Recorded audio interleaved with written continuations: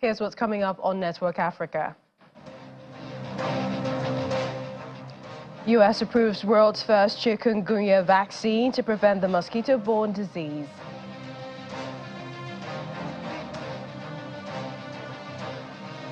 Diphtheria outbreak hits South Africa's Portsmouth prison, kills one.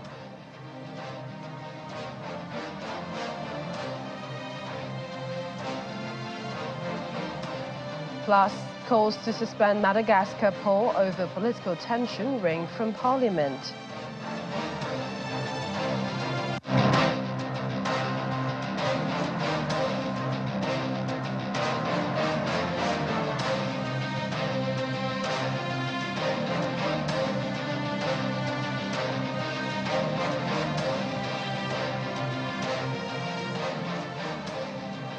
Hello and a warm welcome to the program. I'm Millicent Walker in Lagos. There's good news from the U.S. Food and Drug Administration with the approval of the world's first vaccine for chikungunya, which it sees as an emerging global health threat. The vaccine, named IXCHIQ and developed by Europe's Valneva, has been approved for those aged 18 and above and are at high risk of contracting the disease. It will be administered in a single shot. According to the senior FDA official, Peter Marks, infection with chikungunya virus can lead to severe disease and prolonged health problems, particularly for older adults and individuals with underlying medical conditions. The mosquito-borne disease causes fever and joint pains and can be fatal to newborns. Other symptoms include rashes, headaches, and muscle pain. Joint pains can persist for months or even years. This year alone, about 440,000 chikungunya cases, including 350 deaths, have been reported as of September. People in tropical and subtropical regions of Africa, Southeast Asia, parts of the Americas are at the highest risk of infection because mosquitoes carrying the chikungunya virus are endemic in these areas. But this year, South America and South Asia have seen the most number of cases. South Africa's Portsmouth maximum prison has declared a diphtheria outbreak following the death of a 19-year-old inmate. Health Minister Dr. Joe Fowler said the male inmate who contracted the disease last month died on Sunday, even as 8 more inmates aged 18 to 23 are in isolation after testing positive for the disease. Dr. Fowler says a vaccination drive in the affected section of the prison is underway. Diphtheria is a vaccine-preventable but highly contagious bacterial disease that affects the nose and throat and also causes skin ulcers. It is spread by coughs and sneezes or through close contact with an infected person, and in serious cases, it can be fatal. Well, let's speak with Channels Television South Africa correspondent Innocent Samosa, who's standing by in Johannesburg to tell us more. Hello, Innocent. What a terrible place for an outbreak. Tell us how, the situation stands now. Have any more people been isolated? Well, a very good afternoon to you, Millicent, and our viewers around the world. Indeed, a diphtheria outbreak has been declared in South Africa by the Department of Health at Portsmouth maximum prison, as you've rightly indicated. This, of course, comes at the back of the death of a 19-year-old inmate in Cape Town. Health Minister Joe Phaahla, speaking on radio this afternoon, he indicated that this inmate contracted the disease last month, and he sadly passed on Sunday. Eight inmates aged 18 to 23 are currently on isolation, and after they tested positive for this particular disease. But we understand, as it stands, Millicent, that vaccination drive is in effect. They're now doing vaccination for for the staff and also the inmates at Portsmouth prison, Millicent.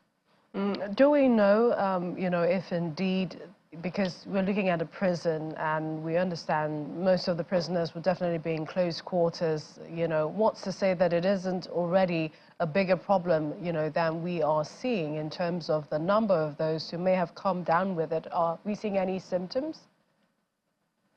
Well, indeed, Millicent, I think it's important to remind our viewers that the National Institute for Communicable Diseases in South Africa has recorded a sporadic, diphtheria cases since the country started immunizing against this disease in the 1950s, and we understand that also Nigeria had the challenge of this, diphtheria cases, one of the worst for that matter, and. But for now, in South Africa, as I've indicated, that 55 inmates were essentially tested for this particular disease. But 8 of them came positive, but we understand that they're not showing symptoms of this particular disease. It's just that they tested positive. That's the message we got from the Department of Health here in South Africa, Millicent. Innocent, can you tell us where the 8 are being isolated and, what kind of treatment they're getting at this time? And, have, anyone, perhaps the authorities, have you heard from family members and how they're also reacting to this outbreak? Well, we don't know where they're kept at this point in time. The minister did not disclose where they're kept. As you rightly indicated, alluded in your first question, African prisons are just confined at times and they're overcrowded. So, which becomes a little bit difficult for, to deal with this kind of an outbreak, given the fact that, a person can contract it when they sneeze or when they cough. So it becomes really challenging in that sense. But at this point in time, we don't know where they're kept. And the minister really did not disclose where they're kept. But the spokesperson of the department, Foster Mohale, said that the Department of Health saying to people that they should not worry about this outbreak. In fact, they said that they've got this whole thing under control. That's the message we got so far from the Department of Health. They are saying that we should not panic. They said they've got this under control for now. All right, and perhaps I should finally ask, in terms of other prisons, sometimes when this happens in one prison, we can expect the authorities to look at other prisoners and, do the necessary checks. Do you think that, this is also happening? We'll see this? It did, Millicent. In fact, the department also are urging the staff at Pollsmoor prison and also the inmates to take the vaccine, to not think otherwise when they're supposed to take the vaccine. But as I've indicated, that they said they've got this on lockdown, they've got this under control. I hope and pray that they've got this under control indeed, because if they don't have this under control, chances are it's going to spread to other, parts of the provinces, and it might be uncontrollable. And for it to become uncontrollable, Millicent, it's going to hit the fiscus. As you would have heard, the latest medium-term budget policy statement by the Minister of Finance, he delivered a very bleak medium-term budget with 5.2 trillion rands. Part of that money, 74 billion rands, will be, be directed to the health sector and education. But that money, Millicent, it won't be enough if this thing is not contained properly. This could very well be that would have to go to the private sector to go and look for staff, because you would know that the health sector here in South Africa is short-staffed. They are undercapacitated. This could very well be that we have to go to borrow staff from the private sector, and that is money. That means that the fiscus is going to have to suffer from, this particular outbreak. I'm just hoping, as I've indicated, that they've got this under control, as they've indicated that we should not panic. But if they don't have this under control, it will really go back to bite in the fiscus, in the already ailing economy that is not doing well, Millicent. We'll continue to watch that development and hope that, they bring things under control. Many thanks, Innocent Mose, our South Africa correspondent, joining us from Johannesburg. Thanks again. Thank you, colleague. Well, Innocent isn't done just yet because we're still in South Africa, where a recent report by Accountancy South Africa shows that the current female population in the country stands at over 30 million, which is more than half of the population. However, only 38% of small and medium-sized enterprises in the country are owned and led by women. Well, this report highlights several critical concerns regarding this gender disparity and its potential impact on women's economic participation and competitiveness when compared to their male counterparts. Historically, women in Africa have been confined to traditional roles, predominantly engaged in domestic activities. The prevalence of polygamy and early marriages in certain regions further limits women's access to education and formal employment. Despite these challenges, some young people continue to dream big. I want to be an actor. I want to be a psychologist, technologist, engineering. Even at the top, the gender imbalance is glaring. I had a sit down with entrepreneur and the 2023 Global Good Governance Ambassador Award nominee, Dr. Vivian Mokome. We have to work as double, as men to prove ourselves. They don't take us serious. Those are the challenges that I faced, we always have to prove a point that we can also make it. In most of the meetings, most of the men, when they see you as a woman, they'll see a panty and underwear. They won't take even your input seriously. And being a black woman is even worse. I mean, at some point, I even doubted myself as to whether can I do this or not. I mean, I lost lots of money in trying to venture into different industry. A lot of money has been lost in there. I mean, I almost lost my marriage in the process because even your family will doubt you. So it's not easy. It's not easy. That's what I'm saying. It's a lonely journey. What hope is then there for the next generation on the African continent? Founder of She Millionaire Business Award and the 2023 Global Good Governance Ambassador Award nominee, Mendi Shigauge, explains. I think we need to encourage networking of women, form a lot of organizations that can be able to empower the women. Those government organizations, women organizations that they are doing, we have a lot of mentorship. South Africa's Minister of Small Business Development, Stella Ndabeni-Abrahams, says government is committed to gender equality. For example, our own government here in South Africa took a conscious decision that business must be given to women 40% of it.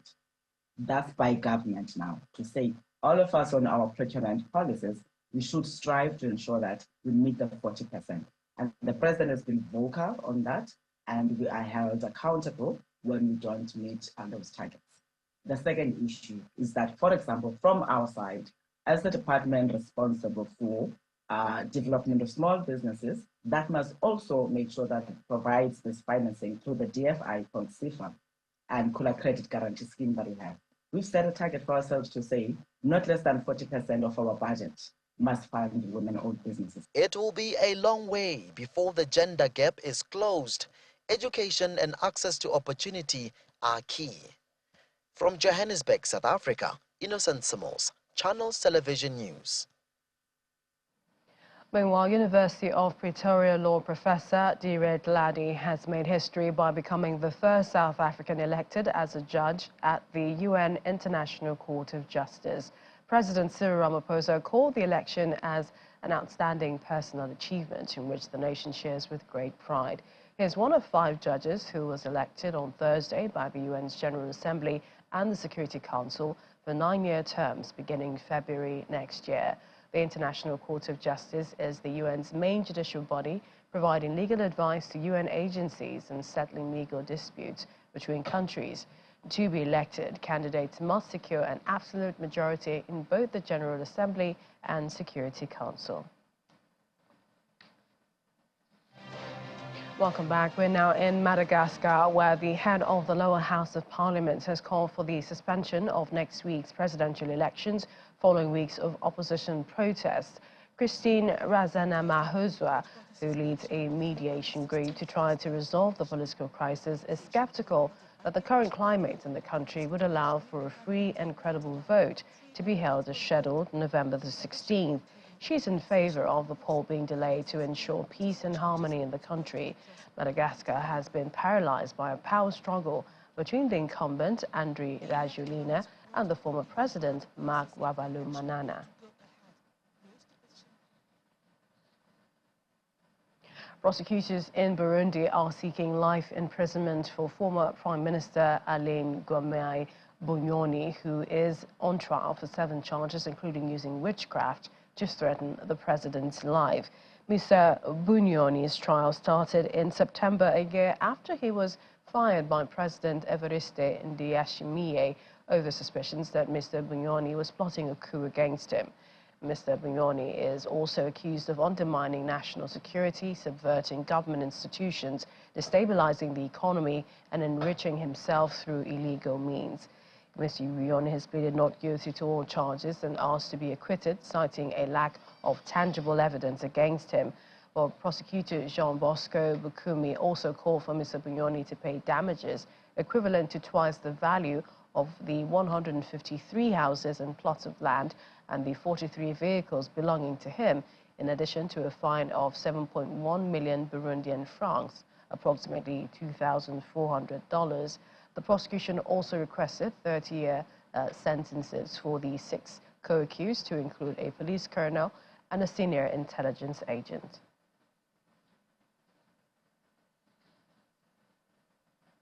And South African opposition leader Julius Malema is criticizing Kenya's President William Ruto for failing to fulfill the promises he made to Kenyans when he ran for office last year.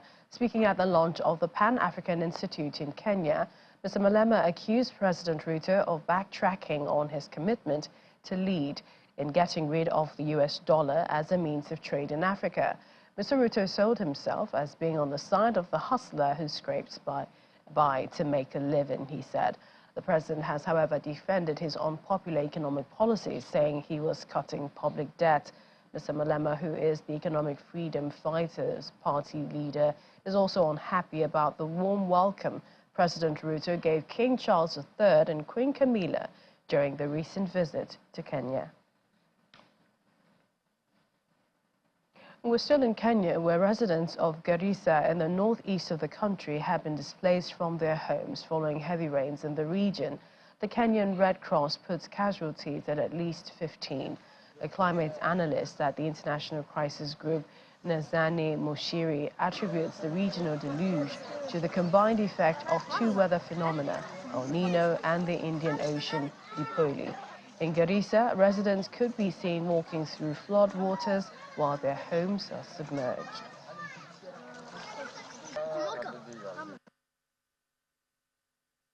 Generally, the situation in the region is dire, and there is an urgent need for humanitarian support because there are displacement, there are areas which are cut off, and this is a rain that has rained all over the region, not a specific place.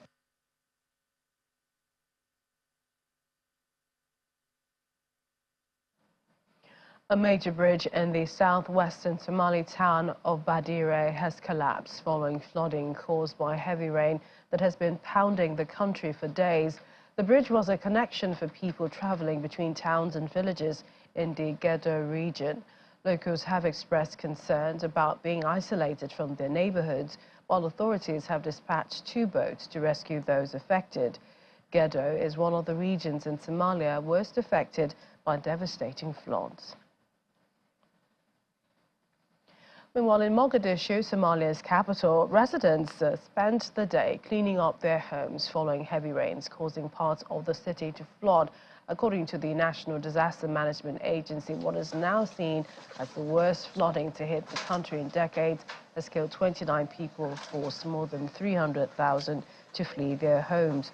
In Mogadishu, a local resident said no deaths were reported, but there was much damage. Local teams spent hours cleaning up the streets on the capital city, littered with waste and mud carried by floodwaters.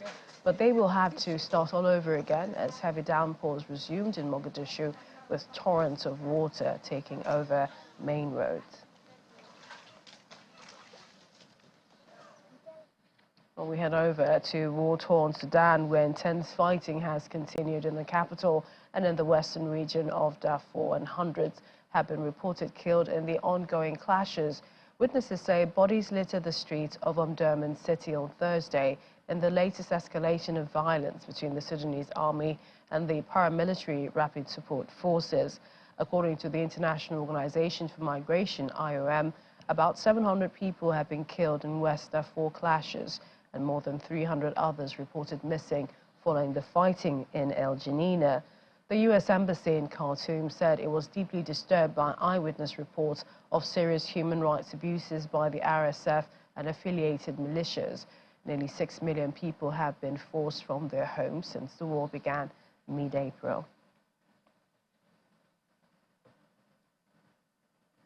The United Nations mission in South Sudan, UNMISS Child Protection Unit, partnered with the South Sudan People's Defense Forces Child Protection Directorate to conduct a 2-day capacity-building workshop for 50 military justice officers.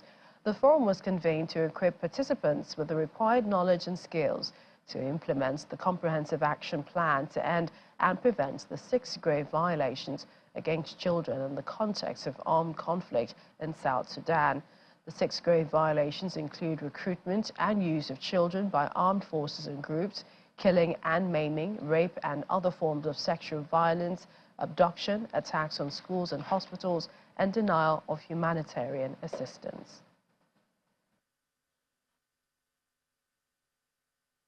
You know, during conflict, so many things happen in regard of child protections.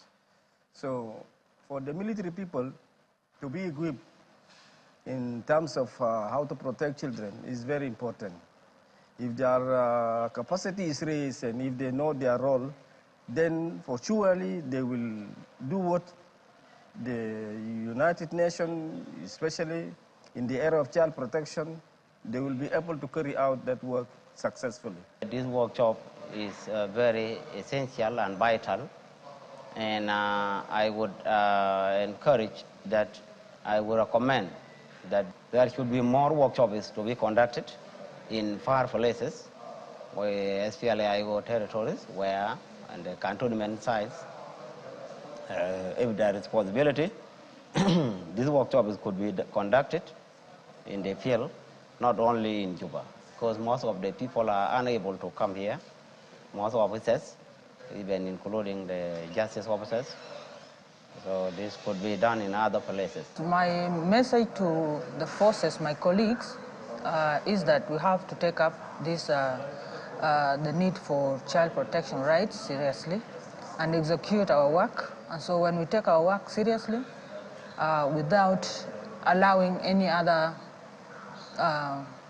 issues to prevent us, then I believe we can achieve a zero tolerance to any violations against children.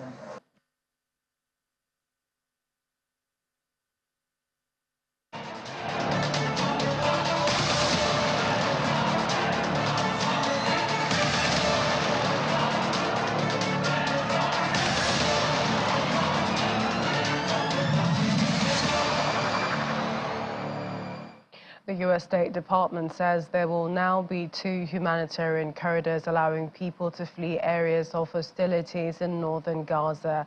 According to White House, Israel has agreed to pause military operations in parts of North Gaza for 4 hours a day from Thursday. The Israelis had said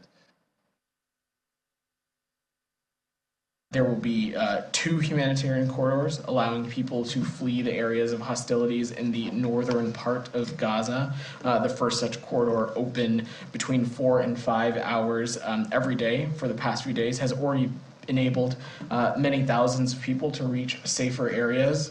The second route along the coastal road will enable many more thousands to reach safer areas in the south. And of course, we are continuing to work closely with our Israeli partners to address and remain vigilant about efforts from Hamas to discourage and prevent civilians from fleeing this area. And As we talk about this movement of civilians, it's also critical that humanitarian supplies and assistance are expanded in the areas where people are moving.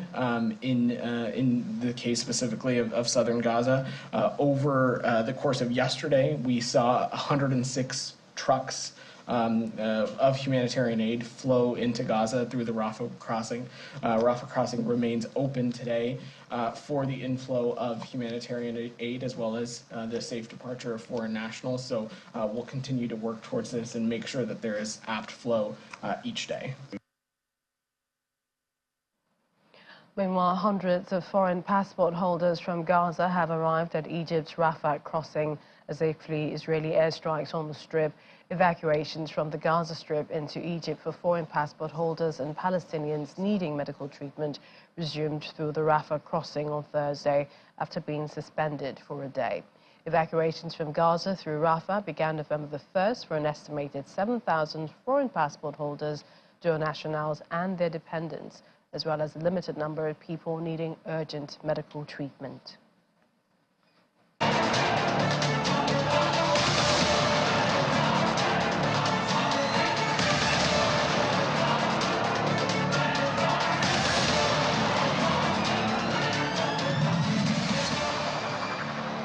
And we have taken you around Africa. Thanks for watching. I'm Millicent Walker.